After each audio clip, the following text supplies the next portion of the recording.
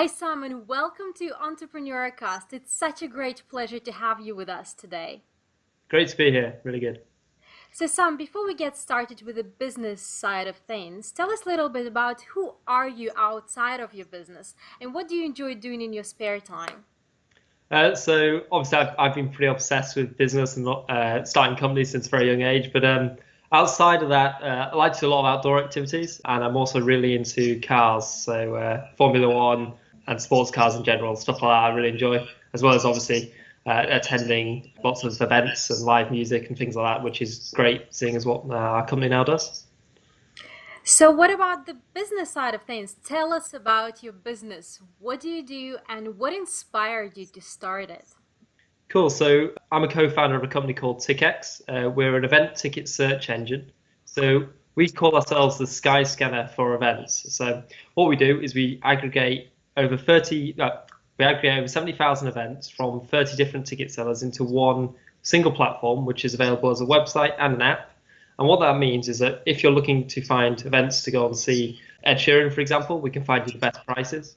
Or if you're just looking to find the best deal for a club night in Manchester, for example, again, we answer a lot of different user needs from different reasons. So people use us to get the best deals, but people also use TickX to discover what's happening in their city, where it's happening, and then try and find the cheapest deal as well.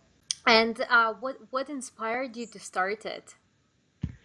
So really, it came about off the back of one of my friends, Steve, who's the other co-founder in TickX. When he was at university in Manchester, he found that while he was trying to organise nights out was a complete nightmare.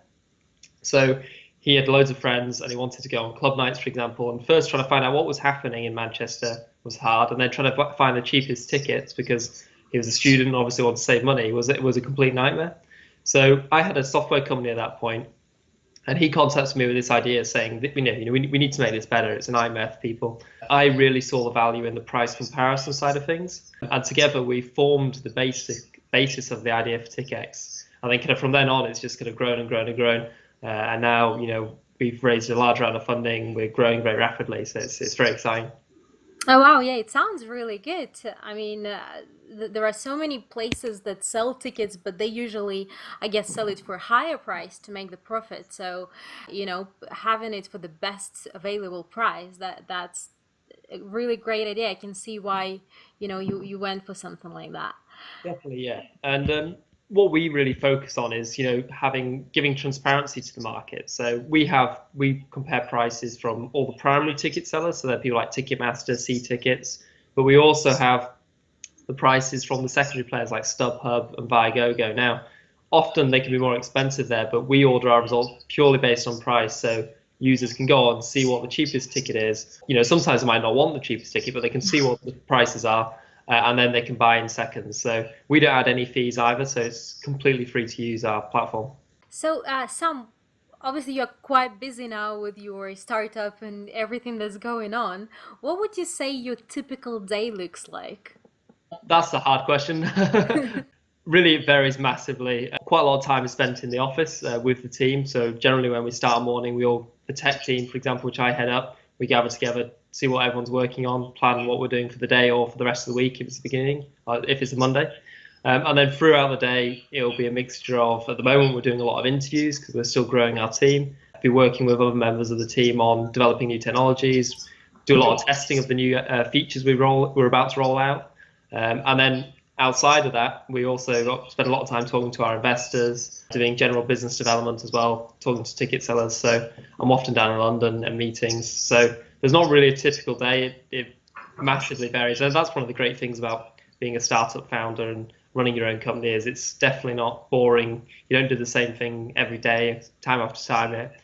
I don't even know what will happen tomorrow. Loads of more stuff will happen. Something will crop up and who knows, but it keeps it really exciting. So, Sam, you know how during the entrepreneurial and business journey, we come across a lot of challenges.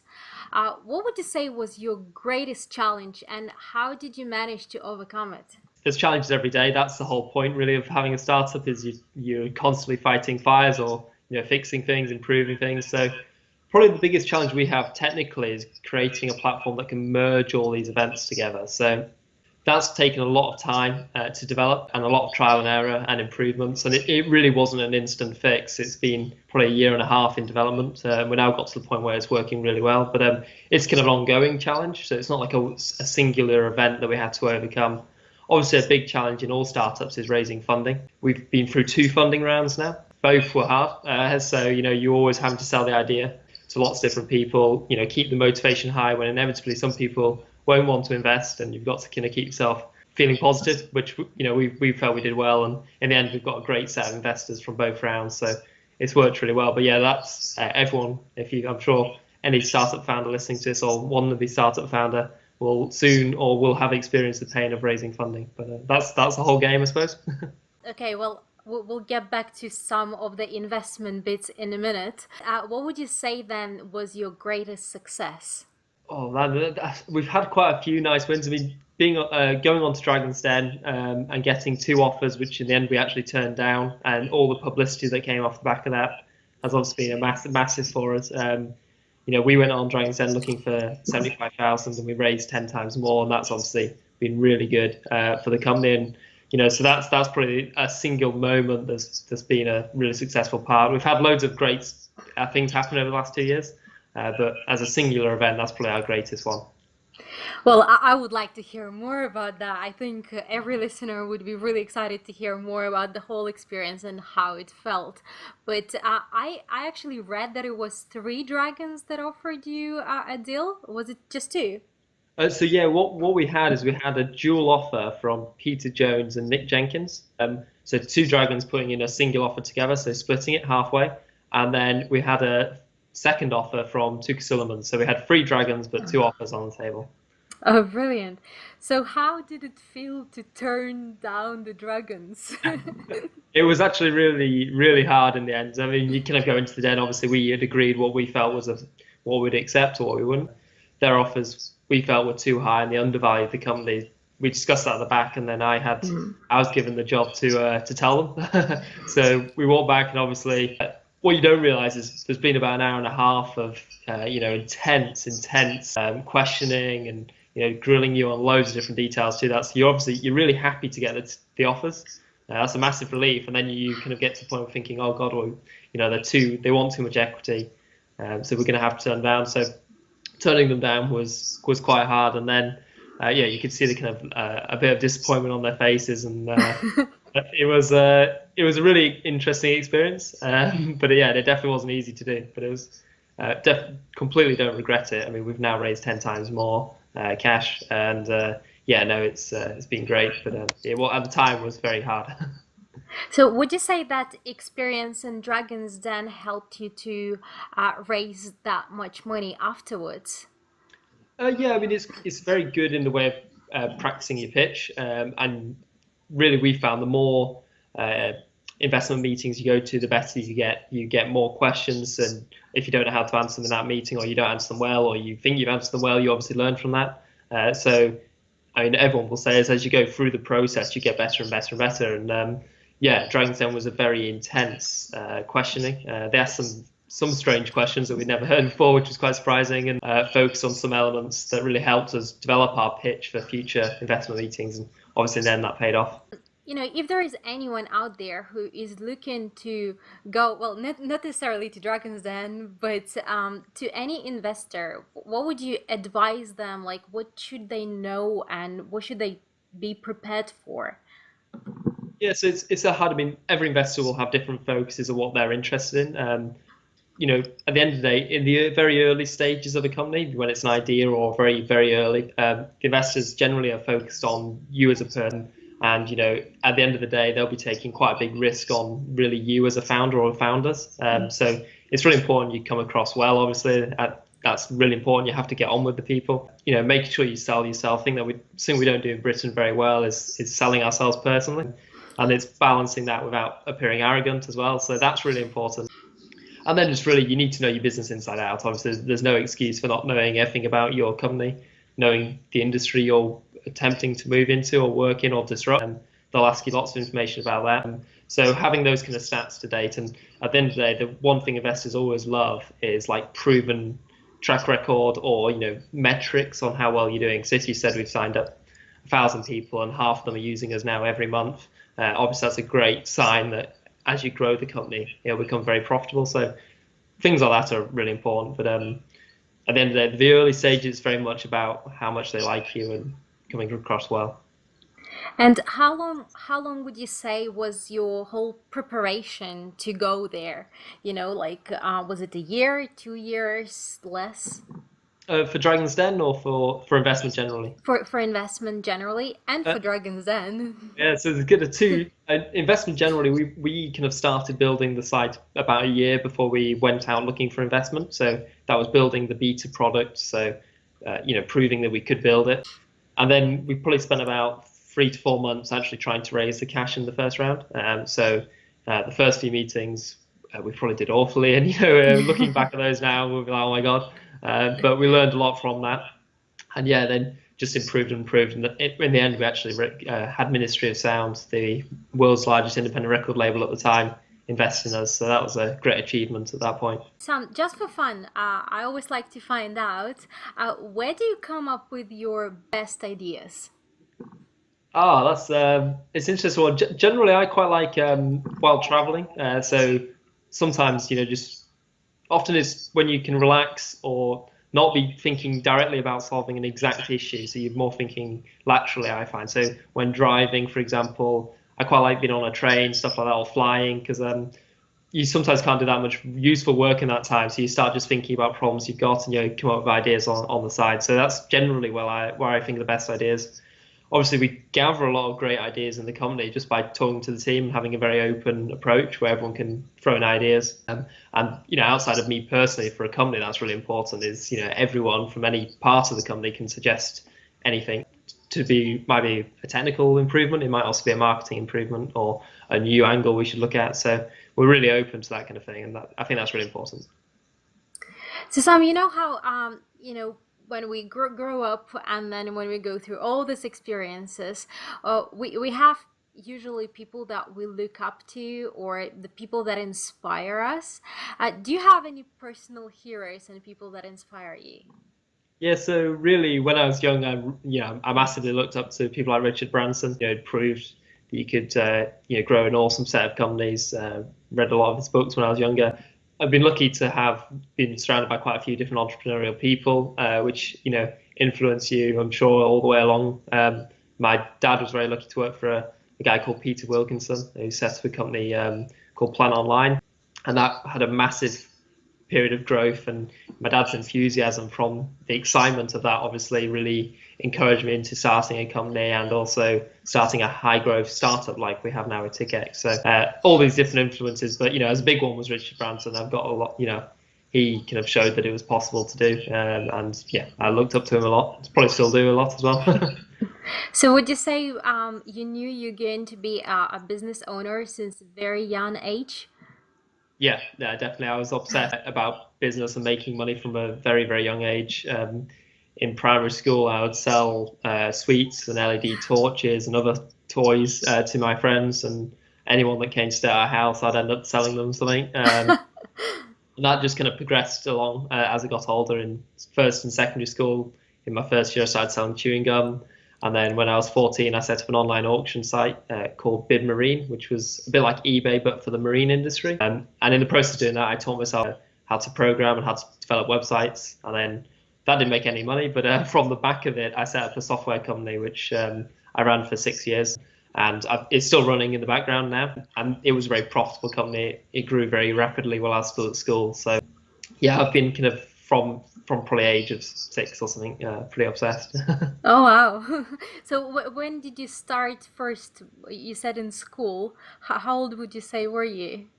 Well, I mean, in tech businesses, I was 14. I mean like selling the chewing gums and candies. Yeah, I mean, probably, I don't know, 8, something like that, maybe younger. That's incredible. Yeah. Anyway, yeah, I was very young and I started selling stuff on eBay when I was probably about 9 or 10. Wow. Yeah, so yeah, I'm not very normal in that respect. That's why. Well, that's a good thing. So Sam, obviously you went through quite a journey, and you already achieved quite a lot. And out of your experience and wisdom that you already gained, what would be your top three tips and strategies that you could recommend to a listener to improve their business and life? Yeah, so I think one bit of advice I give to a lot of people when they first have an idea or they're starting out is not to focus too much on all the things you need to achieve to get to where you want to go. When starting a company or any startup, there is a million things to think about. But at the end of the day, you just need to start selling something. All businesses are based on that, and it's just getting on with it. And things like all the boring stuff we say, tax, employment stuff, all that you can work out as you go along. What I find sometimes that can happen is people get too clogged up with all the worrying about all the details, and they either scare themselves not into doing a business or spend ages on the stuff that actually isn't growing their product or and in the end their company. So it's really just going to get on with it. Don't worry about the details too much. That's my first bit of advice. Secondly is ask for help. If you're a young entrepreneur, it's very easy.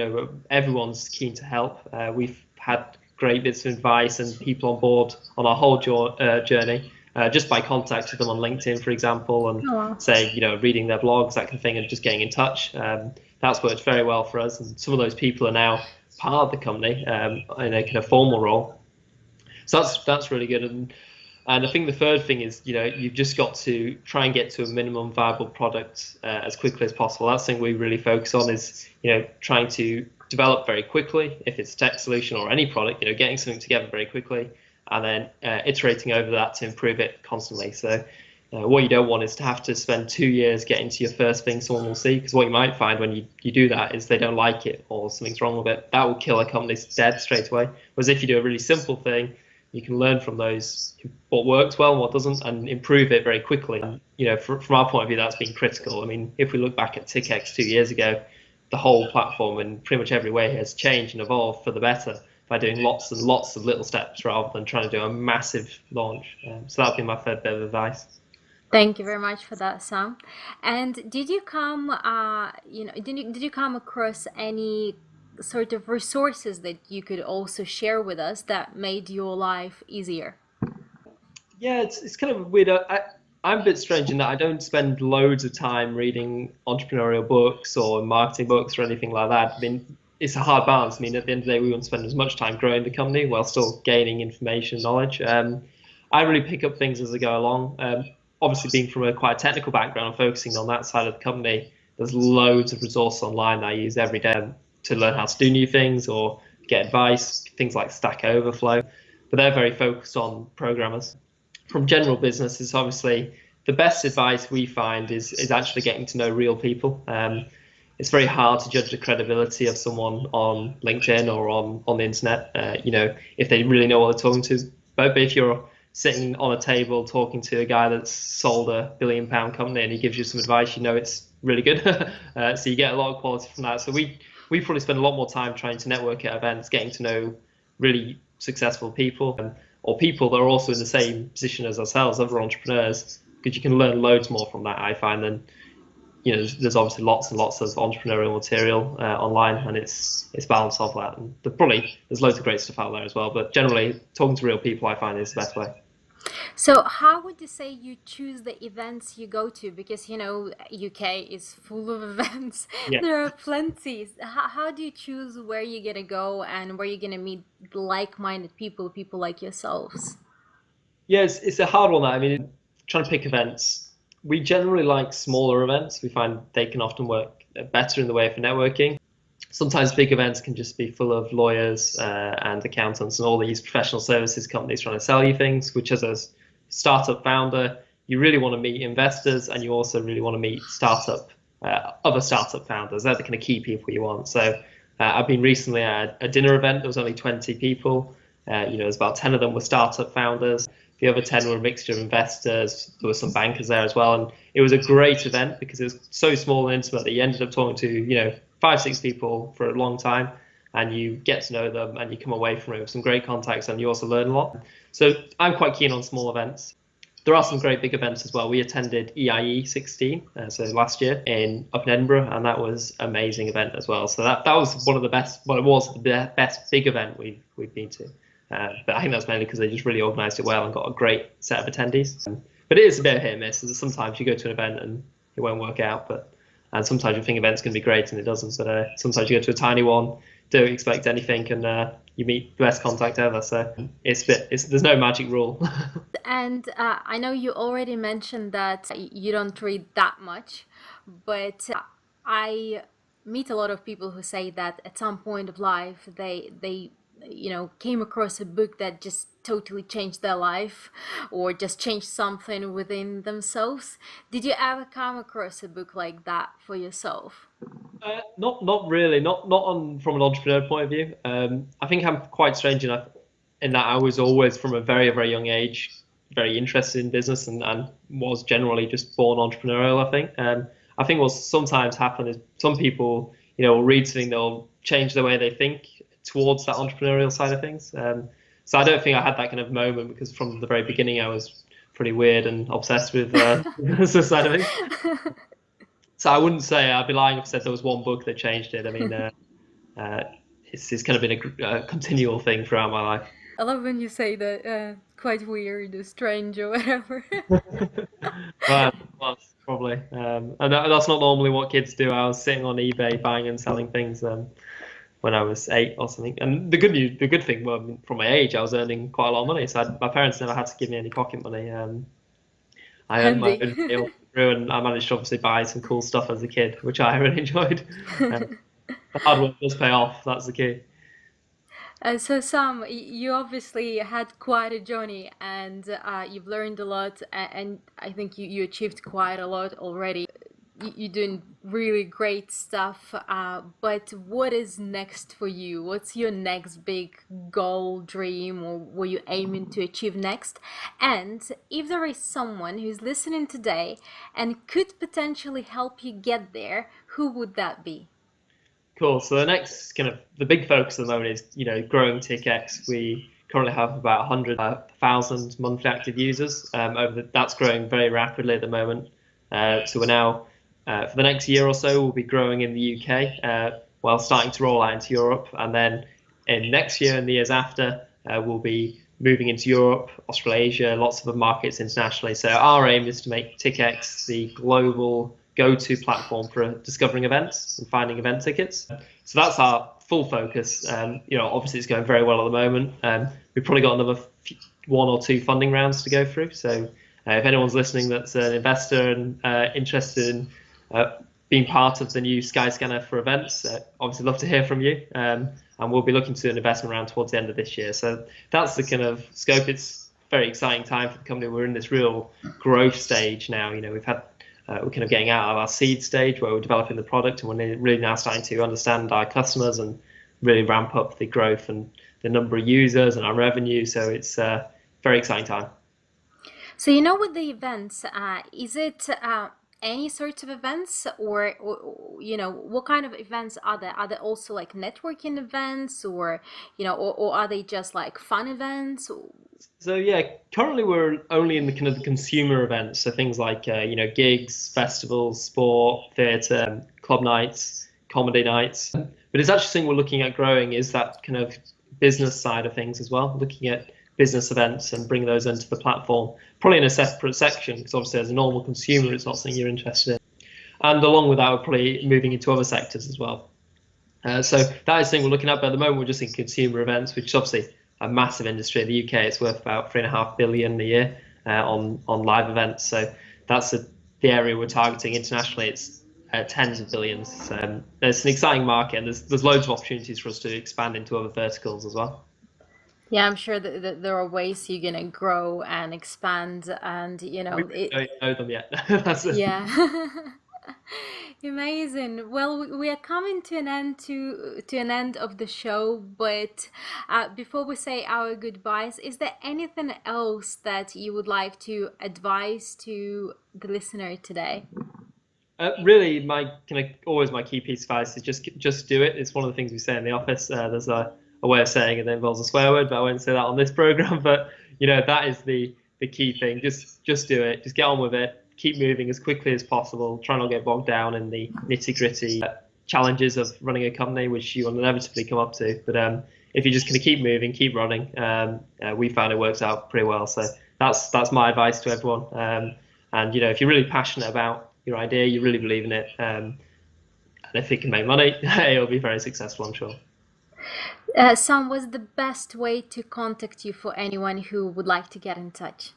Cool. So yeah, I'm happy for anyone to contact me. I'm on LinkedIn, obviously, and then you can get me on my email address at TickX, which is sam@tickx, tickx.co.uk. Yeah, I'm really keen to hear from anyone that's starting a company or thinking of starting a company, or other founders or investors as well, obviously. So anyone that's interested in what we do, I'm more than happy to chat. Thank you so much for your time today. It's been a great pleasure, and I really look forward to witnessing your further success. Hopefully, we're working hard towards it and have our fingers crossed. So that's the plan. Brilliant. It's been great being on the show. Thank you for having me.